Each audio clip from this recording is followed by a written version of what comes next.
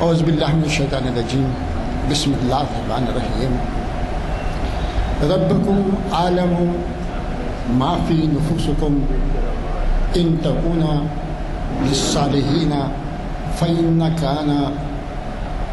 کان للأوابین غفورا صدق اللہ العظیم۔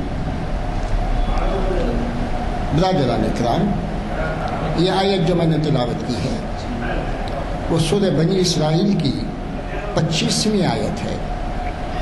اس آیت کے اندر اللہ تعالیٰ فرماتے ہیں ربکم عالم، تمہارا رب جانتا ہے کہ تمہارے دلوں میں کیا ہے، ما فی نفوسکم، تمہارے دل میں کیا ہے، جو کچھ تم کرنے جا رہے ہو اس کو اللہ تعالیٰ بخوبی جانتا ہے۔ اور اگر آپ ان تکون صالحین، اگرچہ آپ اپنی اصلاح کرنا چاہتے ہیں، نیکی کا کام کرنا چاہتے ہیں، تو اللہ تعالیٰ فرماتے ہیں کہ صالح بننے کے لیے ضروری ہے کہ وہ اپنے اعمال کے اوپر ہمیشہ توبہ کا راستہ کھلا ہوا ہے، توبہ کریں۔ اللہ تعالیٰ بخشنے والا ہے، غفور الرحیم ہے۔ للأوابین غفورا، جب تم توبہ کرتے ہیں تو پھر وہ اللہ تعالیٰ اس کو معاف کرتا ہے۔ اب جنرلی اب اس کا خلاصہ بھی یوں ہوا کہ انسان کے دل میں مختلف خیالات آتے ہیں، مختلف منصوبے بناتے ہیں، نیکی کے کام کرنے کی طرف ان کی رغبت ہوتی ہے، برائی سے بچنے کی حزم مقدور وہ کوشش کرتے ہیں، لیکن جب اب صالح بننے کا جب تمہارا پکا ارادہ ہو، جب تم صالح بننے کی کوشش کرتے ہیں اور جو کچھ بھی اپنی کوتاہیاں ہوئی ہیں، اللہ کی نافرمانیاں ہوئی ہیں، شرعی لحاظ سے کہیں غلط قدم اٹھے ہیں، تو پھر توبہ کا دروازہ کھلا ہے۔ آپ توبہ کر لیں، چاہے آپ کسی طرح کی بھی نافرمانی کے مرتکب کیوں نہ ہوں، لیکن توبہ کر لینے سے اللہ تعالیٰ جو ہے معافی عطا فرماتے ہیں۔ اللہ تعالیٰ غفور الرحیم ہے، وہ بخشنے والے ہیں۔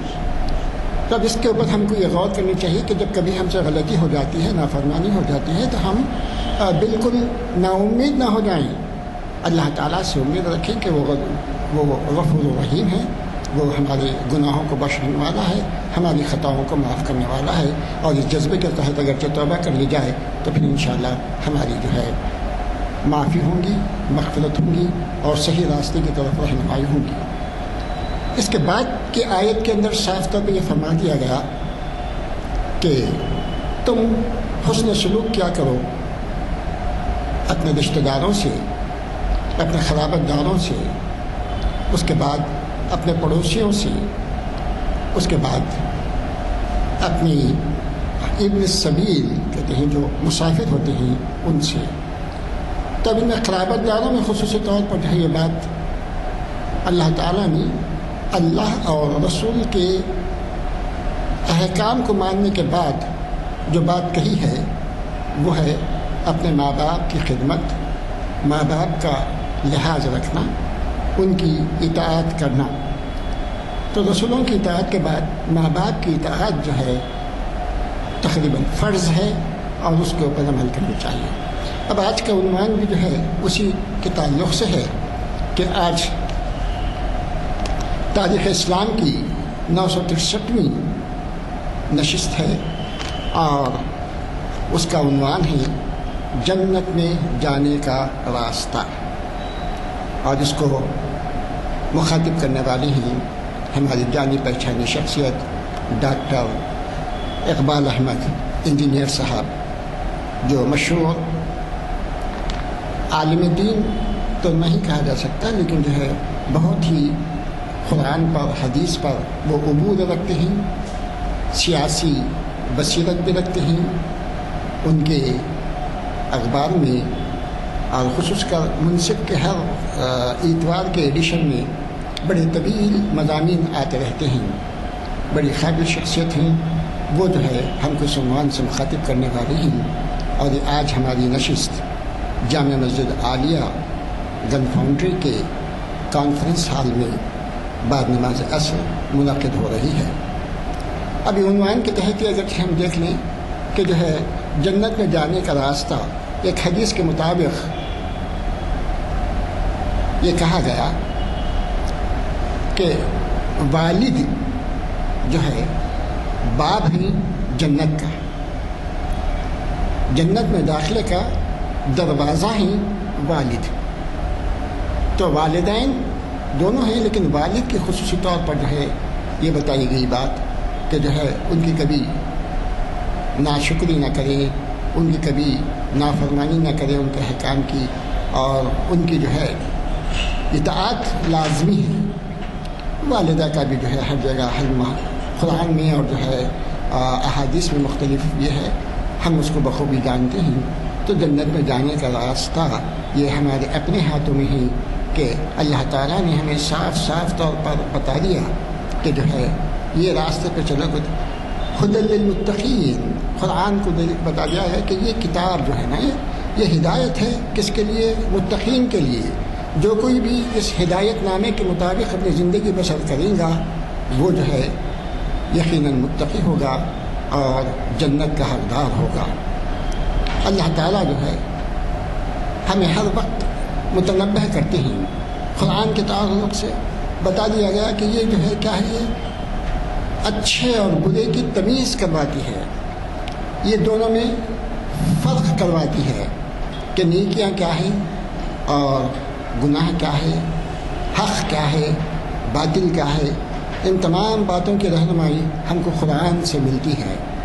اب وہ قرآن کے پڑھنے کے بعد، حق اور باطل کو جاننے کے بعد، جب آپ حق کے اوپر اور ایمان کے ساتھ، یقین کے ساتھ اللہ کے احکام کی ہم پابجائی کریں گے، پابندی کرتے رہیں گے، تو یقیناً ہمیں جنت کا مستحق قرار دیا جائے گا۔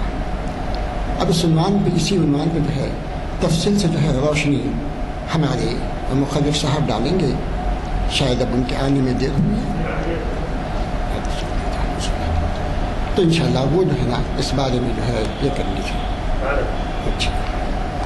اللہ رسول الکریم رب اشرح لی صدری ویسر لی امری واحلل عقدۃ من لسانی یفقہوا قولی۔ حاضرین محفل، اب نام مجھے یاد ہے، ٹھیک ہے، ضیاء الدین نیت صاحب بھی ہیں، آپ کا نام بھی مجھے یاد ہونا چاہیے، یاد نہیں، شمس الدین صاحب۔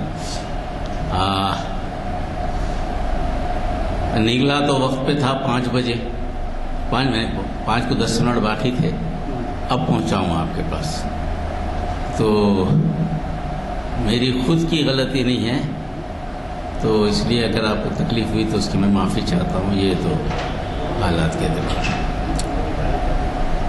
میں عنوان چنا تھا، حالات کے اعتبار سے مسلمانوں کے اندر جو مایوسی پیدا کی جا رہی ہے، انہیں ایسا محسوس کروایا جا رہا ہے کہ اس دنیا میں وہ بوجھ ہیں، جہاں بھی وہ نام سے جانے جاتے ہیں، نام کی نام پر ان کے ساتھ جو ہے انسانوں جیسا سلوک نہیں ہو رہا ہے، اور عام طور پر یہ احساس اوپر سے لے کر نیچے تک وہ آدمی جو اسلام کے علم سے بہت کم واقف ہے، اور وہ بڑی تعداد جو اسلام سے واقف بھی ہے، حالات کے پنجے میں گرفتار ہے، وہ بھی کچھ کہنے سے تھوڑا سا جھجک رہی ہے۔ تو اب اس بنیاد پر ہمیں یہ سوچنا ہے کہ آیا دنیا کی زندگی ہی سب کچھ ہے،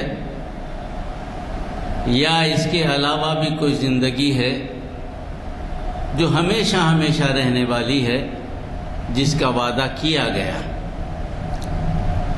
ہمیں کون سی زندگی اختیار کرنی ہے؟ اسی لیے میں نے یہ عنوان چنا، جنت کو جانے کا راستہ. اور ان مصائب و مشکلات میں جو ہمارے سامنے ہیں، اس سے زیادہ مصائب و مشکلات میں گزرے نبی کریم صلی اللہ علیہ وسلم. آپ کی سیرت کا مطالعہ کرنے والوں نے متفقہ طور پر یہ محسوس کیا ہے، آپ کی آمد اور آپ کو اس دنیا سے رخصت ہونے کے درمیان جو بھی عرصہ رہا، وہ عرصے میں آپ کو ہمیشہ آزمائشوں سے ہی گزارا گیا. نبوت کے بعد تو بہت زیادہ آزمائشیں آئیں. کہا یہاں تک گیا کہ آپ ایک پہلو پر کبھی آرام سے سو نہ سکے، کبھی پیر پھیلا کر آپ سو نہ سکے.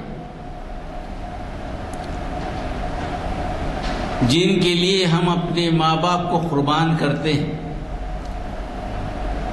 جن کی موجودگی ہی دنیا کا سب سے بڑا معجزہ ہے، جن کی وجہ سے ساری دنیا کو جنت یا دوزخ کا فیصلہ کیا جائے گا، اتنا اہم ترین فیصلہ اللہ تعالیٰ نے کائنات بنانے کے بعد کیا آپ کو بھیج کر.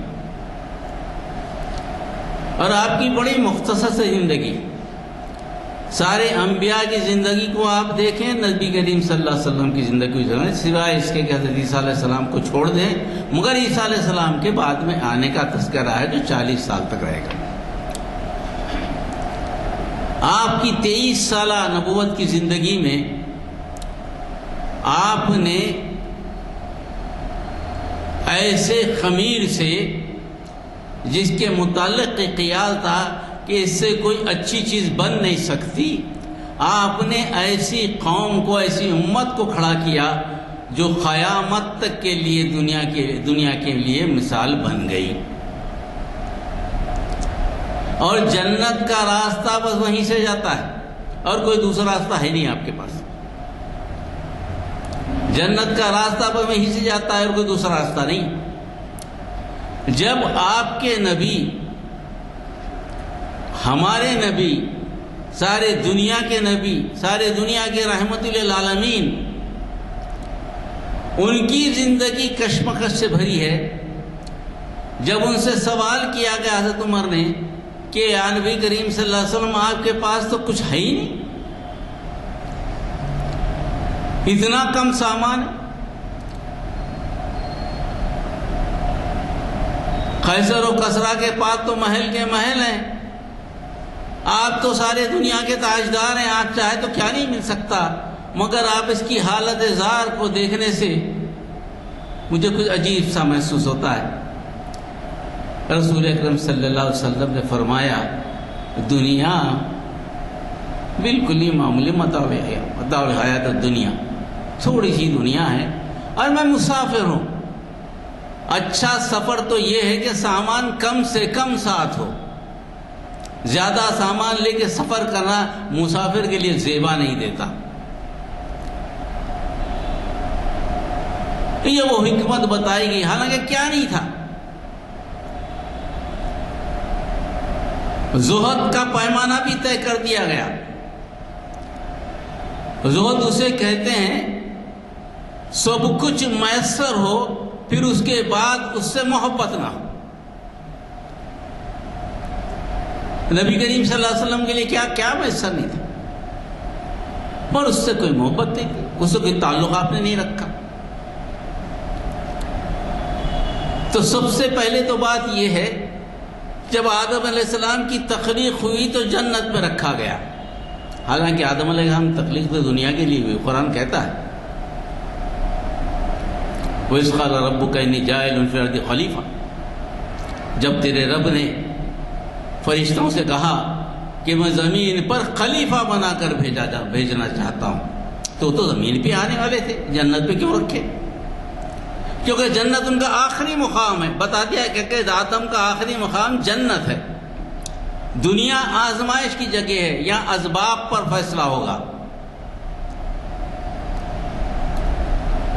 اور اس کے ساتھ بتا دیا گیا کہ کیا ہے جنت سے نکلوانے میں بہت سی باتیں ہیں، پھر کبھی بات کی کریں گے تو بات ہو جائے گی، مگر موضوع کے اعتبار سے جنت سے نکلوا دیا گیا۔ کیوں؟ احکام کی خلاف ورزی میں، کہ اللہ کو معلوم تھا کہ میں نے بشر کو جو بنایا ہے اس میں شر اور خیر دونوں چیزیں ہیں، اور اس کی فطرت میں گناہ کرتے وقت گناہ سمجھ کے یہ گناہ نہیں کرتا، اس میں اچھائی دیکھ کر گناہ کرتا ہے۔ آدم علیہ السلام کو بھی گناہ پہ گھسایا گیا شیطان، تو ایک نہیں کئی بار ان کے پاس گیا، بار بار جا کر ان کو یاد دلاتا رہا کہ میں یہ پھل سے تمہیں کیوں روکا ہے اللہ نے، کیونکہ یہ پھل کھا لیں گے تو تم فرشتہ صفت بن جائیں گے، تم ہمیشہ کی زندگی تمہیں مل جائے گی، تمہیں جنت چھوڑنا نہیں پڑے گا۔ بار بار یاد دلانے کے بعد آدم علیہ السلام نے وہ کیا، اور جب پھل کھایا تو اس کے بعد ہوا کیا؟ اس کے پاس سطر اترے۔ ایک تو انسان کی کمزوری، اس کی خواہش کیا ہے؟ جنت میں رہنا اور ہمیشہ ہمیشہ زندہ رہنا، یہ خواہش ہے۔ اور ایک خواہش کو اکسانے کے لیے ماحول ایسا بنتا ہے، ایسی طرح سے پھیلا، اس طرح سے آزمائش میں لایا جاتا ہے کہ اس سے یہ کرنے سے جنت مل جائے گی۔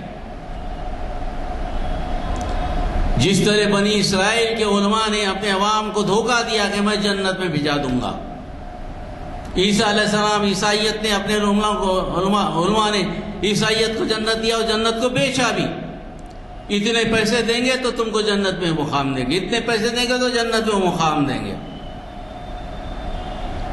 جنت کی فروخت ہوتی رہی ہے۔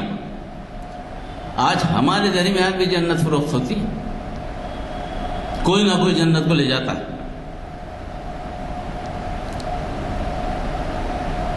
وہاں سے جو حکم آیا نیچے اترے، جب باہر آئے تو ایک حدیث میں تذکرہ ہے، اللہ تعالیٰ نے جنت بنایا تو فرشتوں سے کہا کہ جنت جا کے دیکھو کیسی ہے۔ فرشتے گئے دیکھے، بولے یا اللہ تعالیٰ جنت آپ نے ایسی بنائی جو آدمی اس کو دیکھ لے گا وہ کبھی بھی جو ہے اس سے باہر آنے کی کوشش نہیں کرے گا، ہمیشہ آدمی جانے کی کوشش کرے۔ جنت تو ایسی ہے، ایسی خوشنما جنت آپ نے کیا چیز بنا دی آدم کے لیے۔ پھر اللہ تعالیٰ نے کہا پھر اب جا کے دیکھو۔ جب دوبارہ گئے، جا کر جب فرشتے آئے، پوچھا کہ کیا حال ہے؟ یا اللہ تعالیٰ جنت تو آپ خوب بنائی مگر اس کا راستہ اتنا کٹھن ہے کہ شاید ہی کوئی جنت میں جا سکے۔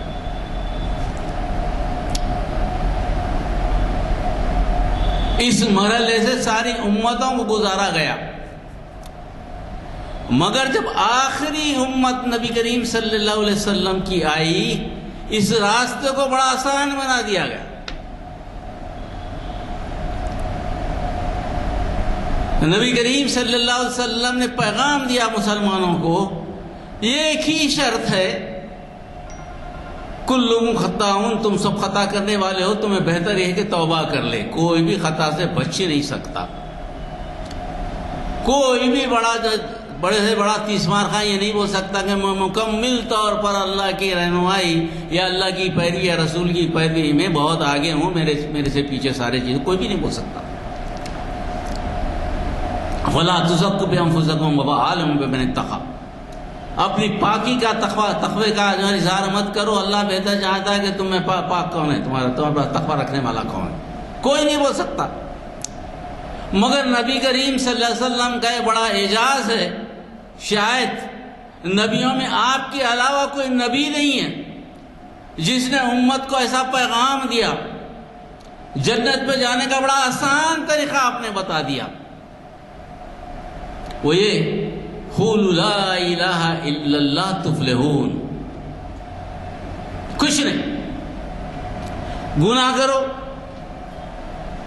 آپ نے کہا کہ تم گناہ کرو گے آپ نے ایک حدیث میں پیدا فرمایا جس کا مفہوم ایسا ہے، اگر تم گناہ نہ کرو، فرشتوں کی صفت اختیار کر لو، اللہ تعالیٰ کو تمہاری ضرورت نہیں ہے۔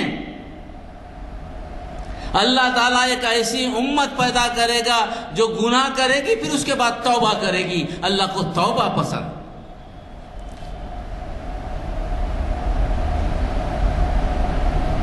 یہ کی شرط لگائی نبی کریم صلی اللہ علیہ وسلم، تم جو چاہے کرو، لا الہ الا اللہ پر مستحکم پرعزم طریقے پہ قائم رہو۔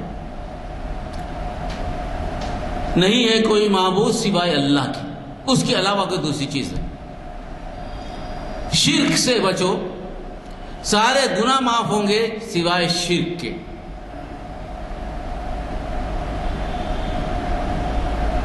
ایک حدیث ہے، نبی کریم صلی اللہ علیہ وسلم سے پوچھا گیا، کیا نبی کریم صلی اللہ علیہ وسلم کیا کوئی ایسا مسلمان بھی ہے جو جنت بے کرسے تک رہے گا؟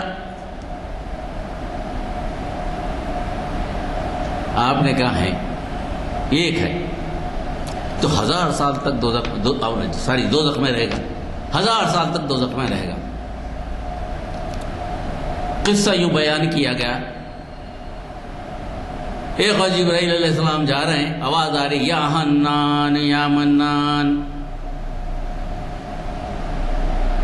یا حنان یا منان۔ ارے بولے دوزخ سے کیسی آواز آ رہی بھی حنان منان؟ جبرائیل علیہ السلام پہنچے اللہ تعالیٰ کے پاس، پوچھے گا اللہ یا اللہ دوزخ سے آواز آ رہی حنان یا منان؟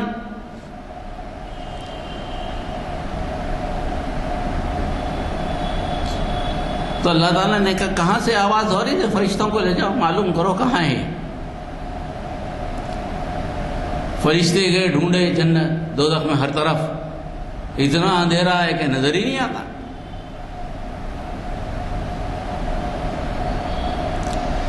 بولے کہ ہم تو ساری اپنے دوزخ ڈھونڈ لیے، پھر بھی وہ آواز آ رہی ہے مگر آدمی نہیں مل رہا، کون ہے، کدھر ہے؟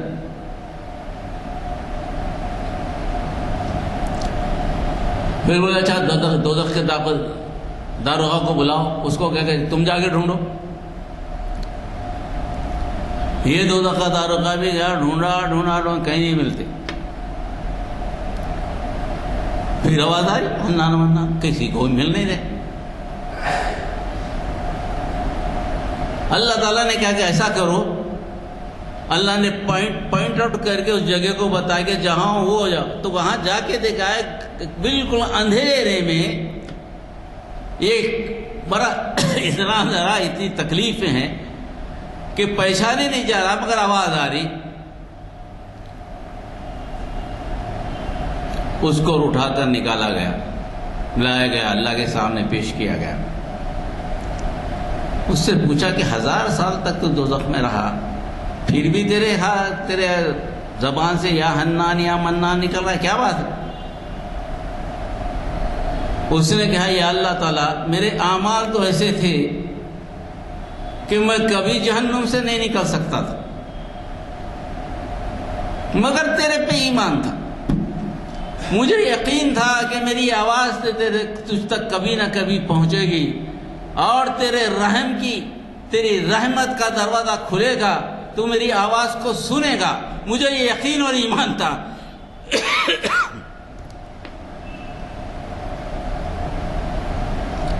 اللہ تعالیٰ نے کہا اگر تیرا ایمان تھا تو جا، میں نے تجھے دوزخ سے نکال کر پانی میں نہلا کر جنت کے قابل بنا دیا اور تیرے بھیج دیا۔ یہ ہے وہ کیفیت لا الہ الا اللہ کی، نہیں ہے معبود سوائے اللہ کی، نہیں ہے کوئی معبود سوائے اللہ کی۔ اس کو ڈھونڈنا چاہیے، اس کو سمجھنا چاہیے کہ توحید کا مطلب کیا ہے، توحید کے معنی کیا ہیں، توحید پر ایمان کیا ہے۔ ایمان توحید پہ ہو، اعمال خراب ہو تو بھی کامیابی ہے۔ آپ سے توقع تو نہیں کی جاتی کہ آپ پورے پکے کے پکے فرشتے بن جائیں، نہیں، توقع نہیں ہے۔ ایمان ہے کیا؟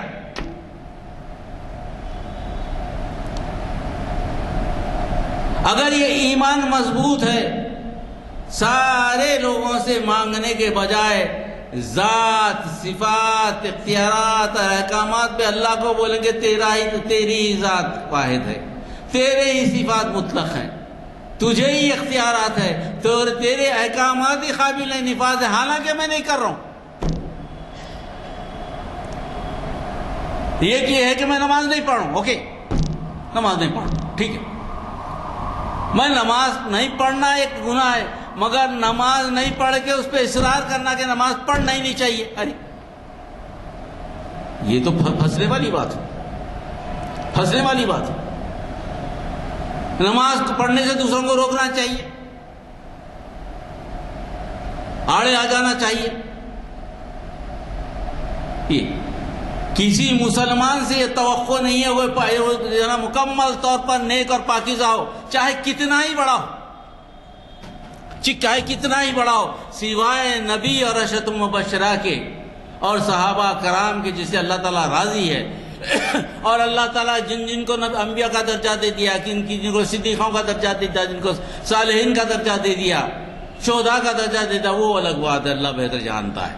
ہمیں نہیں معلوم ہمارے میں سے کتنے ہیں جو انبیاء کے برابر، کتنے ہیں صدیقین کے برابر، کتنے ہیں جو شہداء کے برابر، کتنے ہیں صالحین کے برابر، یہ اللہ بہتر جانتا ہے، مگر یہ عام نہیں ہے، اللہ بہتر جانتا ہے کہ وہ اپنے معیار میں پورے ہوتے ہیں، اللہ کا ان کا ربط ہے۔ مگر ایک عام مسلمان جو لا الہ الا اللہ محمد رسول اللہ بولا ہے، ایمان ہے اس کا اور اسی پہ ختم ہوا ہو، تو یقین جانیے وہ ضرور جنتی ہوگا، ایک نہ ایک دن ضرور جنت میں جائے گا، یقین جانیے۔ جنت اتنی آسان ہے، دل میں ایمان ہو، دل میں اللہ، اور طریقہ یہ بتایا کہ دل میں ایمان کو کیسے باقی رکھا جائے، آتا بھی جب گناہ کرتا ہے آدمی، توبہ کیوں ہے گناہ کے بعد؟ گناہ جب کرتا ہے تو دراصل بعض گناہ ایسے ہیں جن کو روکنے کے لیے کئی ہزار فرشتے آ کے روکتے ہیں انسان، مگر یہ ہے اشرف المخلوقات قابو پا جاتا ہے کر دیتا ہے گناہ۔ جب گناہ سرزد ہوتا ہے، بعض ایسے گناہ جو عام طور پہ کرتے ہیں، فرشتے لکھنے جاتے ہیں، اللہ کا حکم ہوتا ہے کہ نہیں ٹھہر جاؤ، ابھی لکھنا نہیں، اعمال انتظار کرو، بہت ممکن ہو کہ میرا بندہ میں سے توبہ کر لے، معافی چاہ لے۔ نبی کریم صلی اللہ علیہ وسلم نے اس لیے فرمایا، جب تم سے کوئی گناہ سرزد ہو جائے، تمہیں معلوم ہو جائے کہ غلطی تم نے کی ہے، ظاہری طور پر یا باطنی طور پر، فوری رجوع اللہ ہو جاؤ، اسی وقت معافی چاہو، گناہ معاف ہو جائے گا، لکھا نہیں جائے گا۔ ایسی بھی کوئی امت ہے، ایسے بھی کوئی نبی ہیں آپ کے لیے آسانی بنا کے گئے ہیں جنت کے لیے۔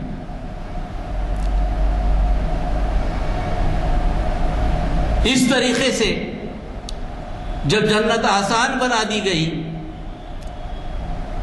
تو ایمان کے بعد عمل صالح، ایمان پہلے، عمل صالح، جیسے سورہ عصر ہوتی ہے، وَالْعَصْرِ إِنَّ الْإِنسَانَ لَفِي خُسْرٍ إِلَّا الَّذِينَ آمَنُوا وَعَمِلُوا الصَّالِحَاتِ وَتَوَاصَوْا بِالْحَقِّ وَتَوَاصَوْا بِالصَّبْرِ، 4 پیمانے بتا دیے گئے۔ زمانے کی ختم، چاہے کوئی زمانہ ہو، نبی کا زمانہ ہو، قیامت تک کوئی زمانہ ہو، کوئی وقت ہو، کوئی ٹائم ہو، کوئی لمحہ ہو، عمل، وہی آدمی خسران میں ہے، سارے آدمی خسران میں ہے، سوائے اس کے جنہوں نے ایمان لایا، عمل صالح کیا، حق کی تلقین کی اور اس معاملے میں صبر اختیار کیا۔ 4 پیمانے ہیں ہمارے پاس، اگر 4 پیمانے کو فالو کر لیے، کچھ حصہ بھی فالو کر لیے تو ہم کچھ بولنے کے قابل ہیں۔ مگر نبی کریم صلی اللہ علیہ وسلم ذات اقدس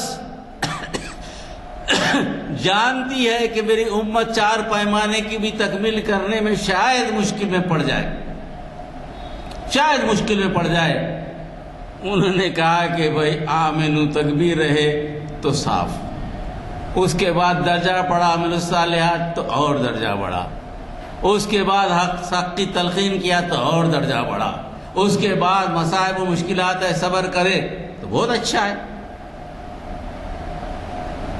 یہ ایک چیز تو نبی کریم سے، یہ چیز تو مسلمان کر سکتا ہے نا اللہ پہ ایمان، یقیناً کئی مثالیں ہیں آج کے دور میں۔ گجرات کا فساد ہوا، وہ آپ تصویر یاد ہوگی آپ سب کو فوٹو آئی تھی، کہاں کا تھا کہ بیچارہ، کدھر کا تھا کہ نہیں معلوم، کتنا نمازیں پڑھتا تھا، کیا کرتا تھا، واللہ عالم، مگر آگ میں گرنے کو تیار ہو گیا، مر گیا، مگر الفاظ کوئی کلمہ اللہ کے خلاف ادا نہیں ہو سکا اس سے۔ یہ ہے کامیاب زندگی۔ ابھی حال میں HSC کا بچہ اسلام زندہ باد کا نعرہ لگایا، اس کے سر پہ گولی لگی،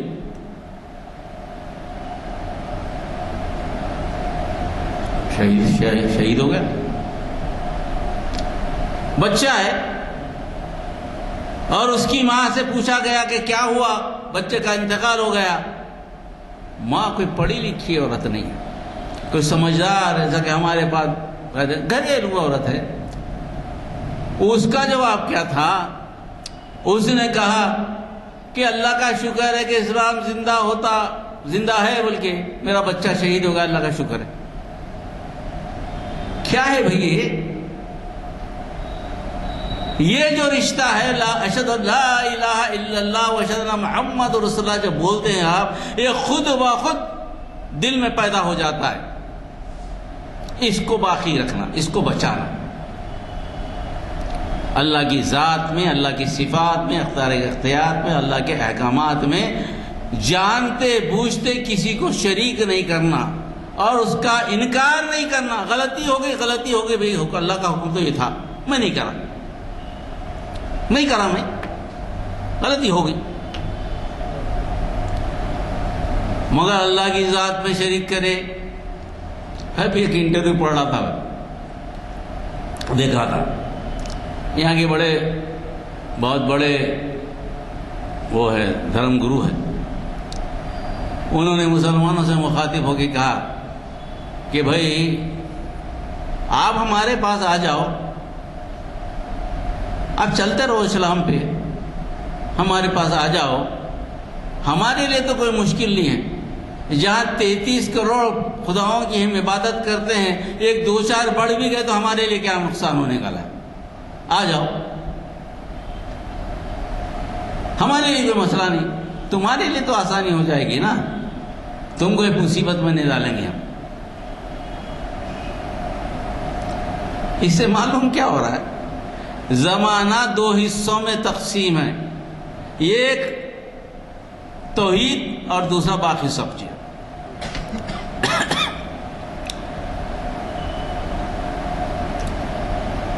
اسی کو قرآن مجید نے کہا وَلَا يَزَالُونَ يُقَاتِلُونَكُمْ حَتَّى يَرُدُّوكُمْ عَنْ دِينِكُمْ إِنِ اسْتَطَاعُوا مَن يَرْتَدِدْ مِنكُمْ عَنْ دِينِهِ فَيُمِتْ فَأُولَٰئِكَ حَبِطَتْ أَعْمَالُهُمْ فِي الدُّنْيَا وَالْآخِرَةِ وَأُولَٰئِكَ أَصْحَابُ النَّارِ هُمْ فِيهَا خَالِدُونَ۔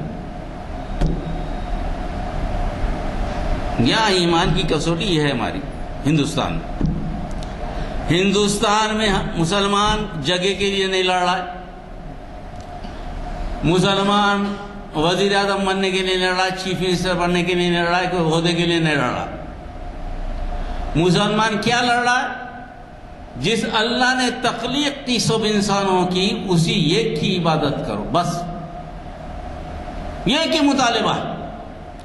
آج بھی یعنی ہندوستان کے کسی بھی جماعت سے مسلمانوں کا کوئی اختلاف نہیں ہے، ہمارا اختلاف ایک ہی جگہ پر ہے، جو ان کی کتابوں میں بھی ہے، ہم الگ چیز نہیں بول رہے، ان کی کتابوں میں بھی ہے۔ کوئی کتاب ایک اللہ کے علاوہ کسی کو پوجا کرنے کے لیے نہیں بلاتی، مگر انہوں نے بھگوانوں کے کئی روپ بنا لیے، ذاتوں میں شریک کر لیے، صفات میں شریک کر لیے، احکامات میں شریک کر لیے، اختیارات میں شریک کر لیے. ہم بولیں گے نہیں، اللہ واحد ہے، جو آپ کا پرمیشور ہے وہی واحد ہے. یہ اومنی پریزنٹ ہے اس کا، دنیا میں نہیں ہے، دنیا کے باہر ہے، کہیں بھی ہر جگہ ہے. ہمارا یہی مطالبہ. جھگڑا اسی بات کا ہے، اور اسی جھگڑے پر ساری دنیا مسلمانوں کے خلاف، اور جس کی تصدیق 1400 سال پہلے کر دی گئی. اے مسلمانوں جان لو، ولا یزالون یقاتلون حتی یردوکم عن دینکم ان استطاعوا. تم ایک طرف، وہ ایک طرف، چاہے جتنے ہی عقائد کے ہوں، مگر سب ایک جگہ ہو جائیں گے. اللہ کا دین ایک طرف، باقی سب ایک طرف ہوں گے. تم ان میں فرق کرنا چھوڑ دو. کوئی تمہارے قریب آئے گا، دور جائے گا، یہ الگ بات ہے، مگر وہ ہے ایک. اور ہمیشہ ان کی فکر یہ رہے گی کہ تم سے حالت جنگ میں رہیں، حالت جنگ میں رہیں، ہر محاذ پہ حالت جنگ میں رہیں. کوئی محاذ وہ تمہارے لیے خالی نہیں چھوڑیں گے.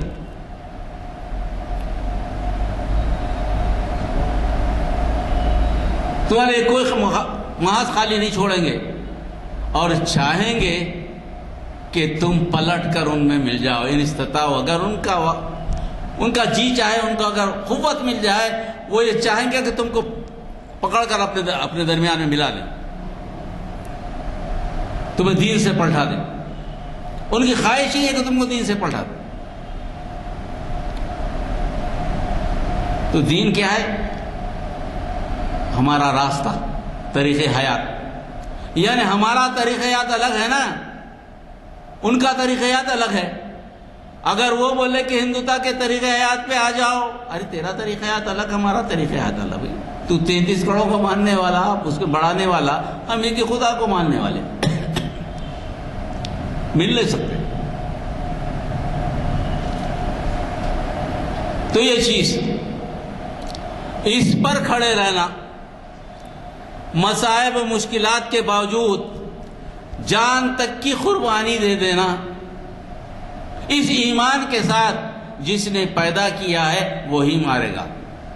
وقت سے پہلے کوئی مر نہیں سکتا، وقت سے زیادہ کوئی جی نہیں سکتا. یہ ایک چیز تو طے، کسی کے اختیار میں نہیں ہے کسی کو مارنا. انہیں مار دے گا، انہیں مار دے گا، ایسا کچھ ہونے والا نہیں ہے. جو ہونے والا ہے سب اللہ جانتا ہے.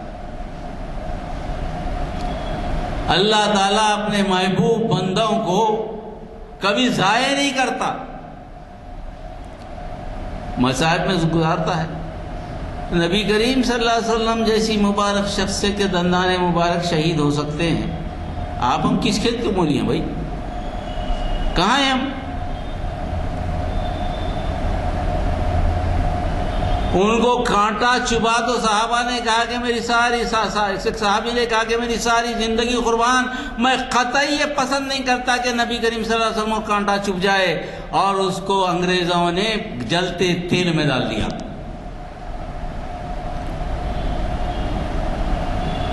پکڑ کر اس کو رکھا، کہا کہ بتا اس حال میں کیا کرتا ہے؟ بچی کو ڈال دیے، بیوی کو ڈال دیے، 2 بچوں کو ڈال دیے، ختم کر دیے سامنے ان کے. اب انہیں اکیلے بچے میں صاحب ہی. اب پوچھیں کہ اب بول بتا کہ ابھی بھی اسلام پہ قائم رہے گا؟ انہیں ہاں الحمدللہ بالکل. اگر یہ بتا مجھے، اگر تیری جگہ نبی کریم صلی اللہ علیہ وسلم رہے تو کیا اس پہ راضی ہے؟ اس نے کہا ہے کم وقت میرے نبی کے پیر میں اگر کانٹا چبھنے کا بھی امکان ہو، میں یہ پسند کروں گا کہ اس آگ میں جل جاؤں اور انہیں اس سے بچا لوں.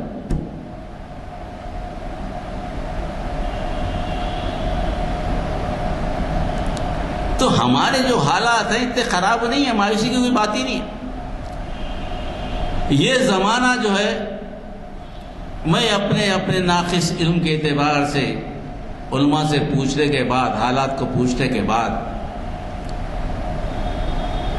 یہ کہہ سکتا ہوں یہ ایسے ہی حالات ہیں جب نبی کریم صلی اللہ علیہ وسلم ہجرت سے پہلے کے زمانے میں تھے،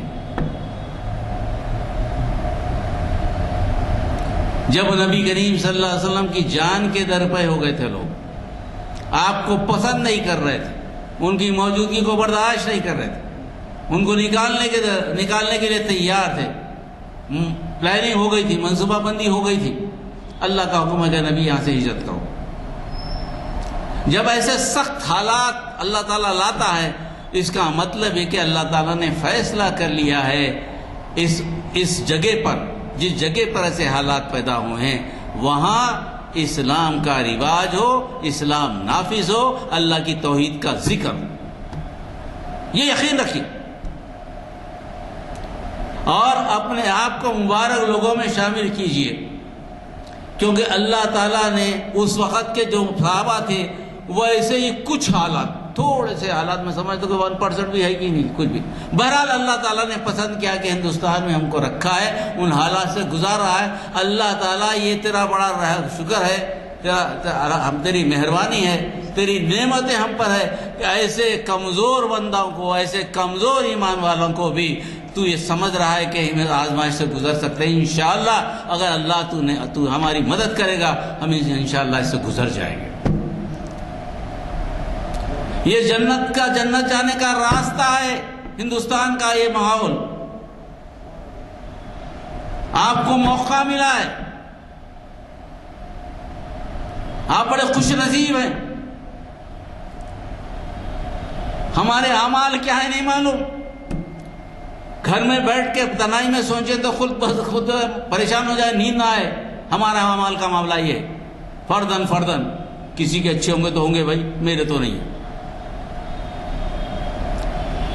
مگر ایسے کمزور ایمان والوں کے لیے بھی اللہ تعالیٰ نے جنت کا ایک دروازہ کھول دیا ہے اس ملک میں کہ آپ ثابت قدمی سے کھڑے ہو۔ ایمان کے بعد وَعَمِلُوا الصَّالِحَاتِ، نیکی کا کام کیا ہے؟ اللہ کی وحدانیت پہ جم جائیں، رسول اکرم صلی اللہ علیہ وسلم کی اہانت و گستاخی پہ آپ کا دل تڑپ جائے، آپ کو اپنی زندگی کمتر محسوس ہو جائے، ایسا ہو جائے کہ میں کچھ کر نہیں سک رہا ہوں، خدا گواہ اللہ مجھے کچھ ایسا حکمت دے دے کہ میں کچھ کر سکوں، میں بڑا کمزور ہوں، یہ کیفیت پیدا ہو جائے دل میں، یقین جانیے کہ آپ کامیاب ہو گئے۔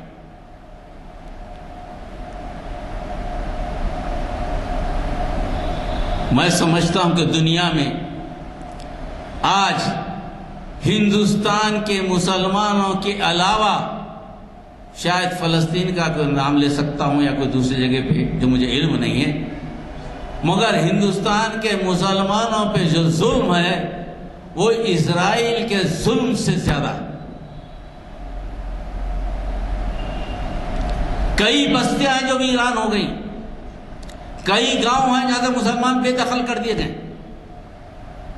خبریں نہیں آتی ہمارے پاس، کئی بچیاں ہیں جن کی عصمت ریزی ہو گئی۔ کیا حال ہے اتر پردیش میں؟ ہندی بیلٹ کا کیا حال ہے؟ کئی کی سزا ہے، یہ سزا کئی کی ہے؟ کیا کہ واقعی لوگ کچھ مانگ رہے ہیں؟ نہیں، وہی ہے نا، لا الہ الا اللہ محمد رسول اللہ، ایک ہی چیز بتا رہا، اور کیا بتا رہا؟ نمازیں کتنی پڑھنے نہیں معلوم مجھے، روزہ رہ رہے نہیں معلوم مجھے، حج تو دور کی بات ہے، اسلام کے لیے آگے بڑھ کر کچھ تبلیغ کر رہے یہ بھی نہیں معلوم مجھے، مگر خود کو مسلمان بحیثیت مسلمان قربان کرنے کا ایمان تو ہے۔ مجھے وہ واقعہ یاد آ جاتا ہے، ایک صحابی آئے، انہوں نے کہا اے نبی کریم صلی اللہ علیہ وسلم، غزوہ ہے، میں لڑنا چاہتا ہوں، آپ اجازت دیجیے میں لڑوں۔ بعض روایتوں میں یہ ہے کہ شادی ہو گئی تھی، شادی کا لباس ہو کے آئے سامنے، یہ روایت بھی ہے، اور عام روایت ہے کہ آئے، مسلمان نہیں ہوئے تھے، آپ نبی کریم صلی اللہ علیہ وسلم نے کہا کہ اسلام پہلے کلمہ پڑھ لو، اشہد ان لا الہ الا اللہ واشہد ان محمد رسول اللہ، جب وہی مسلمان ہو۔ آپ نے پوچھا کیا میں جنگ میں جاؤں؟ آپ نے کہا بالکل جائیے۔ جنگ میں گئے، صحابہ نے دیکھا ارے یہ تو وہ آدمی ہے، یہ ہماری طرف سے کیسے لڑ رہا ہے، یہ تو ہمارے خلاف تھا۔ لڑتے لڑتے شہید ہو گئے۔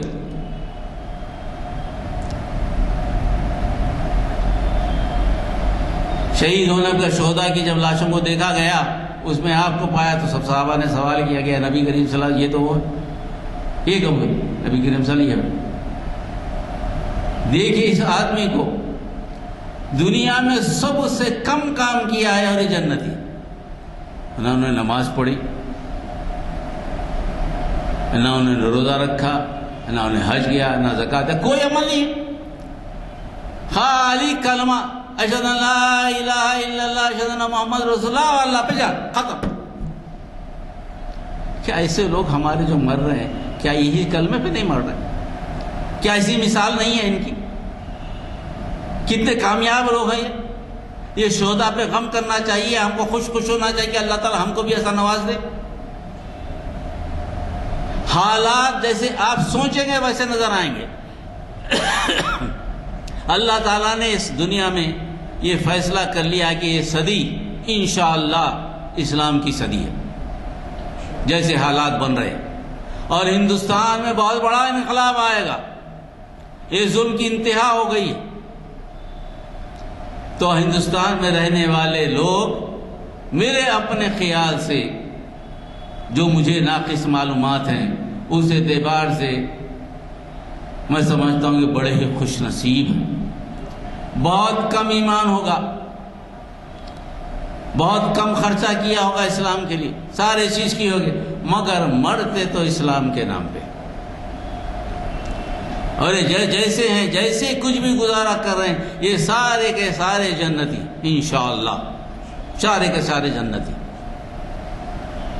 ہندوستان میں مسلمانوں کی موجودگی دراصل جنت کی لسٹ میں نام لکھانا ہے، یہ ذہن میں رکھیے، چاہے کوئی ہو، کہیں کا ہو، کوئی گاؤں کا ہو، کسی کا بھی ہو۔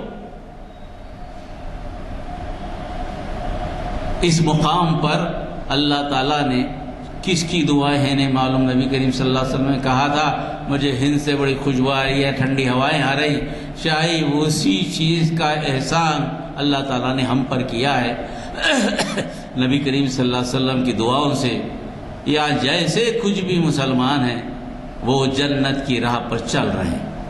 اس اطمینان سے زندگی گزاریے، آپ میں ہمت آئے گی، آپ میں خواہش پیدا ہوگی کہ میں وہ کر سکوں جو مجھ پر ذمہ داری ڈالی گئی۔ آپ لوگوں سے ملیں گے، ایمان کی بات کریں گے، صالح عمل کی بات کریں گے، بھئی یہ چیزوں میں فائدہ ہے، یہ چیزوں میں، ہم ڈرنے والی چیز نہیں ہے، کہ میرا تجربہ ہے، بڑے سے بڑے آدمی جو ہندو دھرم گرو ہے، ان سے جب آپ کھل کے بات کریں گے اللہ کی وحدانیت کی، اسلام کی، اور مثالیں دیں گے ان کی کتابوں سے بھی، دلیل سے، اگر مثالیں نہ بھی دیں ان کو موت یاد دلا دیں کہ ہر آدمی کو مرنا ہے، میں چاہتا ہوں کہ اگر آپ مجھے سورگ میں لے جانا چاہیں تو مجھے لے جائیں، اگر آپ چاہتے ہیں میرے ساتھ سورگ میں چلا تو چلیں، میں جگہ بتانا چاہتا ہوں۔ پسیج جائے گا، اس کے پاس کوئی دلیل نہیں۔ یہ اتالا پن اس لیے ہے کہ نہ تو ان کے پاس کوئی دلیل ہے، نہ ان کے پاس کوئی کتاب ہے، نہ ان کے پاس کوئی طریقہ حیات ہے، نہ ان کے پاس حجت کرنے کے لیے کوئی چیز موجود ہے، اور وہ جانتے ہیں کہ مسلمانوں کے پاس اتنے دلیل آ گئے ہیں ان کی کتابوں سے، ان کا مقابلہ کرنا ان کے لیے مشکل ہے۔ اسی لیے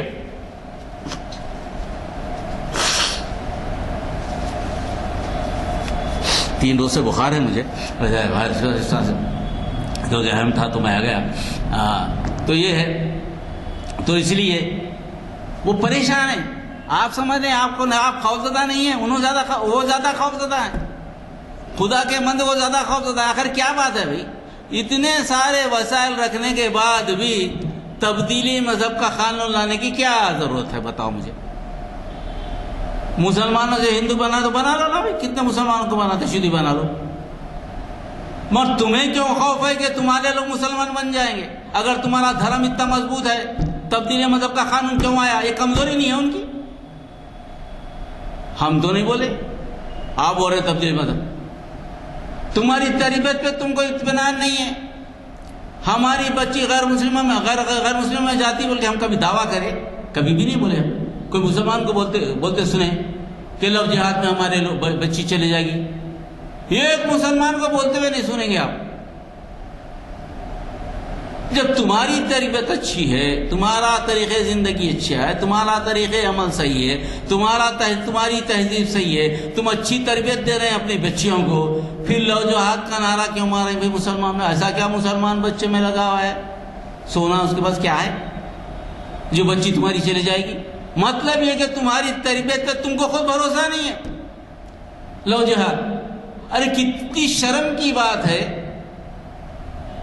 اتنے بڑے بڑے دھرم گرو بیٹھے ہیں اور اتنے بڑے بڑے لوگ بیٹھے ہیں اور کہہ رہے ہیں کہ ہماری بچیوں کا اغوا کر رہے ہیں مسلمان۔ ارے نعوذ باللہ من ذالک، اگر ایسا ہو بھی تو شرمندگی سے کوئی بولتا نہیں، بولتا کیا کوئی؟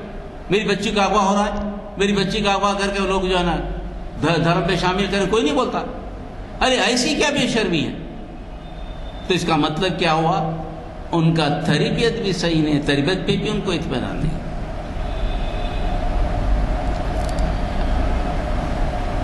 گاؤں ماتا، بھائی گاؤں ماتا ہوگی، ہم اس پہ کچھ بولنا نہیں چاہتے، تمہاری اپنی پسند ہے۔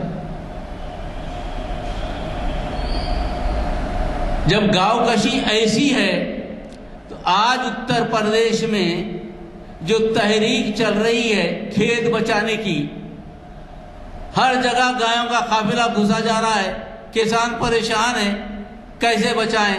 صبح شام کسان جاگ رہا ہے، کب گائے گھسے گی کھیتوں میں کب نہیں معلوم، کسان چاہ رہا ہے کہ گایوں کو مارے۔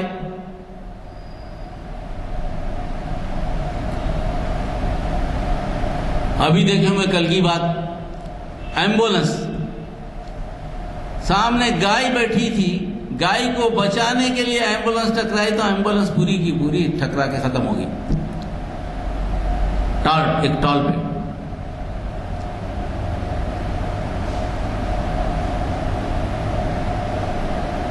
کسی چیز پہ بھی سوامی وویکانند نے کہا، برہمن کوئی گھر پہ آیا،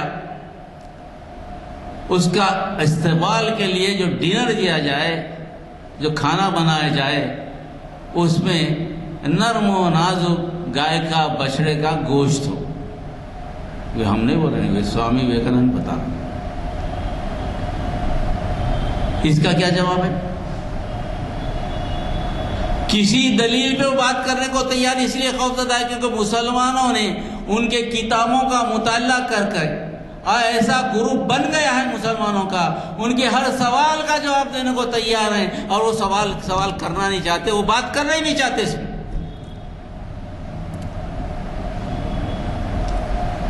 ہندو کی تعریف کرنا نہیں آ رہا ہم کو۔ ہندوتا ہے کیا؟ ہندوتا کیا ہے؟ ہندو ہم نے سنا، ہندوتا کیا ہے؟ ایک طریقہ عمل ہے۔ طریقہ عمل کب بنا؟ جب پارلیمنٹ نے کہا کہ یہ طریقہ عمل ہے، طریقہ حیات ہے، ایک طریقہ زندگی ہے۔ یعنی اتنا پرانا مذہب جو کہا جاتا ہے کہ دنیا کا سب سے زیادہ قدیم مذہب ہے، اتنے سال گزر گئے کبھی کسی نے اس کو طریقہ زندگی نہیں کہا۔ اب طریقہ زندگی کہنے کی نوبت اس لیے آئی ہے کہ پارلیمنٹ نے آج کہا ہے کہ یہ طریقہ زندگی ہے، تو آپ کہنے کہ اس لیے طریقہ زندگی ہے کہ یہ اس نے کہا، اس کو دنیا کے سامنے پیش کرو۔ ٹھیک ہے، آل رائٹ، کیا طریقہ زندگی پیش کرو، کیسا ہے پیش کرو نا، بات کرو نا۔ دنیا کے مذاہب میں وشو گرو بن رہے، وشو دھرم بنا رہے، بالکل بنائیے، ہم 100% ساتھ ہیں۔ بات تو کرو، وشو گرو بننا ہے تو وشو دھرم کیا ہے؟ دھرم ہے کیا چیز؟ مذہب سے ہٹ کے بولتے، روزمرہ کی زندگی میں جو عمل ہوتا ہے اس کو دھرم بولتے۔ اگر روزمرہ کی زندگی میں جو عمل ہو رہا ہے وہ دھرم ہے تو ہر جگہ الگ الگ ہو رہا ہے، تو دھرموں کی کتنی تعداد ہے؟ ڈسکوری پہ انڈیا میں پنڈت نہرو نے کہا کہ ہر 15 میل کے بعد ایک دھرم ہے ہمارا. کون سے دھرم کی تعریف کرو گے؟ کون سا کامن سول کوڈ بناؤ گے؟ کیسا ہوگا مسئلہ؟ بات کرنے کو تیار ہیں آپ، پیش کرو ہندو سول کوڈ، بالکل پیش کیجیے. کیسا سول کوڈ ہے یہ؟ کیا ہے؟ سارے چیزوں کو انہوں نے دیکھ لیا، مسلمانوں کی اسٹڈیز کو بھی دیکھ لیا. اب ان کے پاس کوئی دلیل باقی نہیں رہی کہ مسلمانوں کے سوال کا جواب دیا جائے. اسی لیے نے موہن بھاگوت جی نے ایک وقت کیا ان کے دماغ میں آیا نہیں، کبھی کبھی اچھے خیالات بھی اللہ تعالیٰ ڈال ہی دیتا ہے کسی کے پاس. کیا ہے؟ انہوں نے کہا کہ بغیر مسلمانوں کے ہندوستان کی سنسکرتی نہیں ہے. کہا نا ہندوستان کی تہذیب سے مسلمانوں کو نکال دے تو ہندوستان کی تہذیب ہی نہیں ہے. یہ بات کس مزاج میں کی، کیا سوچ تھی ان کی، واللہ اعلم. کیونکہ تہذیب جڑی ہوتی ہے تخلیق سے، تخلیق جڑی ہوتی ہے خالق سے. اگر مسلمانوں کی تہذیب کی بات کر رہے ہیں تو مسلمانوں کی تخلیق کیسے ہوئی؟ وہ خالقیت سے. اگر تمہاری تخلیق کو دیکھیں ہم، وید الگ بولتے، پرانا الگ بولتے.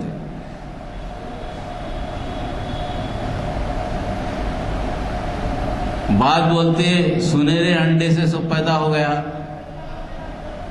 ایک سنہرا انڈا آیا تھا، اس کا تری مورتی مل کے وہ دراوڑی تہذیب ہے. آریہ تہذیب بولتی کہ بھائی ایک بھگوان منو آئے تھے، منو کے بعد انہوں پیدا ہوئے، منو کے 4 لوگ آئے، وہ لائے یہ لائے، وہ ان کا تذکرہ ہے جو ذرا سا اسلام سے ملتا جلتا ہے. مگر ایک عورت تھی، اس نے جنم دیا، دنیا بنانا چاہ رہی تھی، جنم دیا. پہلے کو جنم دیا، بولا شادی کر. انہیں بولا کہ نہیں شادی کرتا تو میری ماں کیسا شادی کروں گا، تو اس کو جلا دی. تو برہما بن گیا. پھر پیدا کری وہ وشنو، اس کو بولے کہ میرے سے شادی کر. انہوں نے بولا تم میری ماں ہے، میں کیسے شادی کروں گا، تو اس کو بھی جلا دی. اور اس کے بعد شیو کو پیدا کر. شیو کو پیدا کرنے کے بعد میرے سے شادی کر. انہیں ذرا ہوشیار تھا، عقل سے پیدا کری شادی، اس کو نہیں معلوم. انہیں بولا تو میری ماں کی صورت والی ہے، میں تیرے سے شادی کروں گا، صورت بدل. صورت بدل کے انہیں سامنے آئی تو انہیں بولے یہ ایک شرط پہ شادی کرتا ہوں، تم میرے 2 بھائیوں کو جو ماری نہ اس کو زندہ کر دے. زندہ کر دی. زندہ کر دے کہ بولے تو شکل بدل کے سب کی بھی بن جا.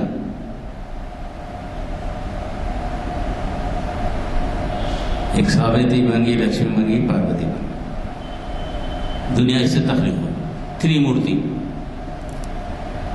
ارے بھائی بالکل ہم کسی کے عقیدے پہ کوئی بات نہیں کر رہے. ہم بولیں گے کہ دنیا کے مذاہب پہ چیز رکھیں گے، جو لوگ اس کو قبول کرتے ہیں عملنا صدقنا. ہم آپ غلط بول رہے ہیں بول کے ہم بولنے والے ہیں نہیں. آپ جو بول رہے ہیں بالکل صحیح، آپ کے عقیدے کے اعتبار سے ہمارا کوئی اعتراض اس پہ نہیں ہے. وہ دنیا کے سامنے تو رکھو نا یہ باتیں. اور ایک نیوک کا فلسفہ، کیونکہ 8 شادیاں ہیں، 4 شادیاں ان کی ایسی ہیں جو مذہبی طور پر قابل قبول ہیں، اس میں طلاق نہیں ہوتی. 4 شادیاں ایسے جو زبردستی کے ہیں، عاشقی کر کے کرے، بھگا کے کرے، اس کے کرے، اس کے شراب پلا کے کرے. کوئی مجبور ہے تو مجبور سے شادی کر لیے، دبا کے وہ شادیاں ہیں. مطلب بھگوان کی رشتے بھی بھگا کے شادی کرے، وہ شادی جائز ہے کہ نہیں معلوم، مگر وہ شادی ان شادیوں میں ہے جس میں طلاق ہو سکتی. اب ان 4 شادیوں میں جو ہے طلاق نہیں ہو سکتی. 8 قسم کی شادیاں رکھے سامنے. یہ شادیوں کو کون کون منظور کرتا؟ ٹھیک ہے، ہمارے پاس شادی کا ایک طریقہ ہے، آپ کے پاس شادی کا ایک طریقہ ہے. تہذیب ہے نا بھائی، تو رکھیے سامنے، بات کریں گے. جو قبول کرتا، جو مذہب قبول کرتا کر لیتی. مگر اس میں کنڈیشن ہے. 4 شادیاں جو نہیں ہیں، جس میں طلاق نہیں ہے، ان کا معاملہ ایسا ہے اگر کیونکہ سب سے زیادہ اہم چیز ہندو مذہب میں بیٹے کا پیدا ہونا ہے. جس گھر میں بیٹا پیدا نہیں ہوتا، جو عورت بیٹا پیدا نہیں کر سکتی، عورت کی کوئی حیثیت نہیں ہے گھر میں. جو عورت بیٹا پیدا کرتی ہے اس کو سر پہ رکھ لیتے ہیں. اگر کسی کے پاس بیٹا پیدا نہ ہوتا ہو تو ویسے صورت میں کیا کرے؟ طلاق تو ہے نہیں، چھوڑ نہیں سکتے. اس میں ویدوں نے ایک طریقہ نکالا. وید میں میں جو بات کروں وید کی بات کروں، طریقہ نکالا، اس کو کہتے ہیں کہ نیوک. ویسی صورت میں ویدوں نے اجازت دی ہے. میں اس وقت زمانے میں تھا ہوں گا، واللہ عالم ہم کیا کریں گے. نیوک کا فلسفہ ہے کہ وہ عورت کم از کم 10 مردوں کے ساتھ رہ سکتی ہے. اس کے بعد بچہ اگر پیدا ہو جائے تو اس کو اپنے شوہر کا نام دے سکتی ہے. اس کی اجازت وید بھی دیتے ہیں، خاندان بھی دیتا ہے، سب بھی دیتا ہے.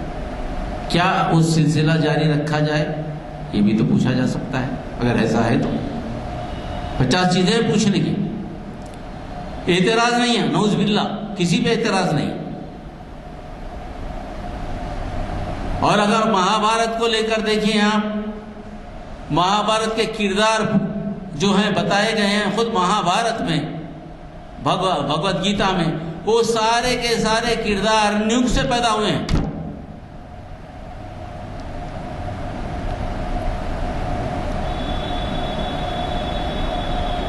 تو جائز تھا اس وقت. ایک عورت کے 5 شوہر وہ بھی جائز تھے، جو ابھی آج بھی بعض جگہ ہیں چل رہے. یہ سارے چیزیں اگر آ جائے تو کامن سول کوڈ کی طرف سے آئیں گا. جب تک بات نہیں کریں گے آتا کیا؟ نہیں آتا. یہ سارے مسائل ایسے ہیں جو مسلمانوں کے درمیان کئی اشخاص ایسے افراد ایسے پیدا ہو گئے ہیں اللہ کی فضل سے آج، جو اس پر بات کرنے کو تیار ہیں، بات کرنا چاہتے ہیں، اور یہ لوگ بات کرنے سے ڈرتے ہیں. سارا خوف یہ، سارا خوف اس کا ہے. منوسمرتی کے اصول کو لیجئے، پردے کی بات کرتے ہیں. منوسمرتی میں تو یہ کہا گیا کہ اجنبی عورت، اجنبی کو دیور بولتے ہیں، اگر کسی عورت کے بازو بیٹھے ہو تو پہلے تو بیٹھنا نہیں چاہیے عورت کے بازو. اگر بیٹھ بھی گیا، اگر اس کو عورت سے بات کرنی بھی پڑی، اس کی طرف دیکھنی بھی پڑی، تو انہیں اپنے نگاہوں کی حفاظت کرے، اس کے پیر سے لے کے گھٹنے تک دیکھے، اس کے آگے نہ دیکھے. بس اس منوسمرتی میں ہے. یہ پردہ نہیں تو کیا ہے؟ آنکھوں کی حفاظت ہے نا مردوں کی. قرآن کی آیت میں بھی ہے آنکھوں کی حفاظت مردوں کو کرنا چاہیے. اس کے بعد پردے کی آیت آئی. تو ایسے کئی چیزیں ہیں جسے بات ہو سکتی ہے. تو آپ یہ سمجھ رہے کہ آپ خوف میں نہیں، آپ خوف میں نہیں ہیں. خوف میں دوسرا آدمی ہے. دوسرا آدمی بات کرنے کو تیار نہیں ہے.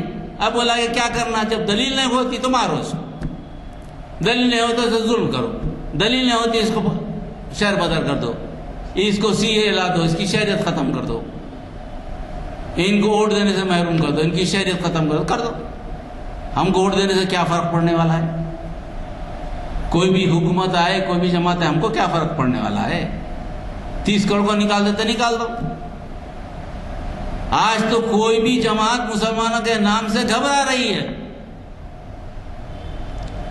جس کانگریس کی آپ بات کرتے ہیں، کانگریس والے بول رہے ہیں کہ مسلمان کو عالم آیا تو بولے خدا کے واسطے اس کو دروازے سے بڑھا دو، ملنے کو تیار نہیں ہے. اعظم خان کے الیکشن میں اکھلیش یادو آ کے ایک تقریر نہ کرا. ساری جماعتیں، سیکولر جماعتیں مسلمان کے نام سے خوف زدہ ہیں. اب ایسے وقت میں مسلمان کو کیا پڑی ہے کہ اپنے مسائل کا حل ان کے پاس لے جائیں، چیف منسٹر کے پاس پیش کریں، اس کے پاس کیوں پیش کریں بھائی؟ خاموش بیٹھے رہیں. دیکھیں جتنی سیکولر جماعتیں آج ہیں جو مسلمانوں کے نام سے خوف زدہ ہیں، جب ان کی رئیسی طاقت ختم ہو جائے گی، جو یقیناً بی جے پی کرے گی، جو اپنے سروائیول کو مریں گے تب ان کو مسلمان یاد آئیں گے، جب بات کریں گے۔ ہمارا کوئی مسئلہ نہیں، ہماری کوئی حکومت نہیں ہے جو جاری ہے، ہماری کوئی جماعت نہیں ہے جاری، ہمارا اقتدار ہے کوئی جا رہا نہیں، ہمارے پاس کوئی مال ہے کوئی بھی نہیں جا رہا، ہم کو کوئی فکر نہیں ہے الیکشن میں آئے نہیں آئے، کون سی حکومت آتی کیا آتی، دستور کیا رہتا نہیں رہتا، کوئی فکر کی بات نہیں، چلا لو جو دستور چلانا ہے چلا۔ ہم اپنی حد تک کوئی بھی قانون بنا دو، قانون پہ چلنا نہیں چلنا ہمارا اختیار ہے نا، قانون تو آپ بنا سکتے ہیں، چلنا نہیں چلنا میرا اختیار ہے، ٹھیک ہے، پردہ ٹھیک ہے، اور بچوں کو نہیں بھیجیں گے اسکول کو، مسجدوں میں بنا لیں گے، کدھر بھی بنا لیں، کچھ بھی کر لیں گے، کوئی ضروری نہیں، گھر میں بیٹھ کے بھی ایگزام دے سکتی ہے، ہمارے پاس سلوشن ہے، ہمارا کوئی پریشانی نہیں ہے، ہم نہ عدالت کو جائیں گے نہ کسی چیز کو جائیں گے، نہ عدالت تمہاری، سیاست تمہاری، ملک تمہارا، احکامات تمہارے، دستور تمہارا، سارے چیز تمہارے، حالانکہ ہم اس کے شریک رہے، ہم کو الگ ہی کرنا چاہے تو ہم فی الوقت الگ ہی رہنے کو تیار ہیں۔ وقت دیں ان کو، 5 تا 10 سال دیں، صرف 5 تا 10 سال صبر کریں، اس کے بعد ہندوستان کے حالات خود یہ خود خراب کریں گے۔ جب تک آپ بیچ میں تھے یہ آپ کو نشانہ بنا رہے تھے، اب آپ بیچ میں سے نکل گئے، وہ لوگ بولیں گے مسلمانوں کی ضرورت نہیں، بہت الحمدللہ، کوئی بات نہیں۔ جب آپس میں آئے گی اونچی ذات نچلی ذات یہ ذاتوں کا مسئلہ آئے گا، اس وقت بات کریں گے، جب ہوگا تو کیا بات کریں گے۔ تو اس لیے جنت کا راستہ اللہ تعالیٰ نے آپ کو دے دیا، تھوڑا سا صبر کریں، 5-10 سال، زیادہ نہیں، ساری چیزیں آپ کے سامنے عیاں ہوں گی، کوئی کسی کا بگاڑ نہیں سکتا، اللہ کی بنائی ہوئی دنیا ہے، اللہ تعالیٰ مسلمانوں کو کبھی چھوڑ نہیں سکتا، کیونکہ اس نے کہا نحن نزلنا الذکر وإنا لہ لحافظون۔ اس سے بڑی کیا بات ہے، ہم نے قرآن منازل کیا ہے، ہم ہی اس کی حفاظت کے ذمہ دار ہے۔ قرآن کا نافذ ہونا کیا ہے؟ نبی کریم صلی اللہ علیہ وسلم نے زندگی تو قرآن ہے، پھر قرآن چلتی پھرتی چیز ہے، قرآن کو کتاب نہیں ہے، قرآن چلتی پھرتی چیز ہے، عمل کرتی چیز ہے، ہر جگہ نظر آنے والی چیز ہے، ہر جگہ دکھنے والی چیز ہے، اذان دو تو قرآن ہے، نماز پڑھو تو قرآن ہے، مسلمان بات کرے تو قرآن ہے۔ اللہ نے کہا کہ میں خود ہی حفاظت کرنے والا ہوں، انا لہ لحافظون، یعنی مطلب یہ قرآن کی حفاظت کرنا، مسلمانوں کی حفاظت کرنا ہے۔ اللہ نے یہ بھی وعدہ نبی کریم صلی اللہ علیہ وسلم سے یہ بھی وعدہ لے لیا، نبی کریم صلی اللہ علیہ وسلم نے، میری قوم پر کسی دوسری قوم کو مکمل طور پر مسلط نہیں کیا جائے گا، یہ وعدہ ہے، اللہ کا وعدہ ہے بھائی۔ وہ کفا باللہ شہیدہ، اور کوئی چاہیے؟ اور کس کی گواہی چاہیے؟ اللہ کی گواہی سے زیادہ بھی بڑی کوئی گواہی ہے کیا؟ آپ اطمینان سے رہیے اپنی جگہ پر اور اپنا کام کرتے، جو کچھ آپ سے ہو سکتا ہے اس پر مصمم ارادے سے کھڑے رہیے۔ اسلام آپ کا دین ہے، یہاں کا بھی وہاں کا بھی، جنت آپ کے لیے بنائی ہے، یہاں کی بھی وہاں کی بھی، جو بھی حالات سمجھے کہ جنت کے حالات ہیں، جنت کی طرف کھینچ رہے ہیں، بس اللہ کا فضل ہے۔ اللہ تعالیٰ سے دعا ہے کہ اللہ تعالیٰ ہم کو آپ کو قبول فرمائے، اور دعا کے ساتھ ختم کرتا ہوں۔ اللہم انا نسألک من خیر ما سألک منہ نبیک محمد صلی اللہ علیہ وسلم ونعوذ بک من شر ما استعاذک منہ نبیک محمد صلی اللہ علیہ وسلم وانت المستعان وعلیک البلاغ لا حول ولا قوة الا باللہ صلی اللہ تعالی علی خیر خلقہ وآلہ وصحبہ اجمعین سبحان ربک رب العزت عما یصفون وسلام علی المرسلین والحمد للہ رب العالمین۔ السلام علیکم ورحمۃ اللہ وبرکاتہ۔ الحمدللہ، آپ نے ہمارے سوئے ہوئے جذبات کو ابھارا، ہم کو اسلام دین پر قائم رکھنے کی تلقین کی، آپ نے یہاں کے مسلمانوں کو مایوسی سے نکال کر سیدھی راستے پہ، جنت کے راستے پہ چلنے کا اشارہ دیا۔ ہم کو چاہیے کہ بڑے پرعزم انداز سے، شان و شوکت سے اسلام کی سر بلندی کے لیے سر اٹھا کر جیے، اور اللہ سے توقع رکھیں کہ اللہ تعالیٰ یقیناً ہمیں جنت عطا فرمائے گا۔ اب آپ کے پروگراموں کے بارے میں، ہمارے آئندہ کا ایک پروگرام ہے جو پیر کو ہوگا، جس کا عنوان ہے نظم جماعت کے آداب۔ جناب محمد ضیاء الدین نیّر صاحب جب یہاں موجود ہیں، وہ جو ہے تقریر فرمائیں گے، وہ مخاطب فرمائیں گے اس عنوان سے۔ یہ شریعت انفارمیشن سروس کی 859ویں نشست ہوگی۔ اس کے بعد اس ہفتے کا آخری پروگرام ہوگا. آخری نشست چہارشنبے کے دن اقبال کی شاعری پر یورپی اثرات پروفیسر مجید بیدار صاحب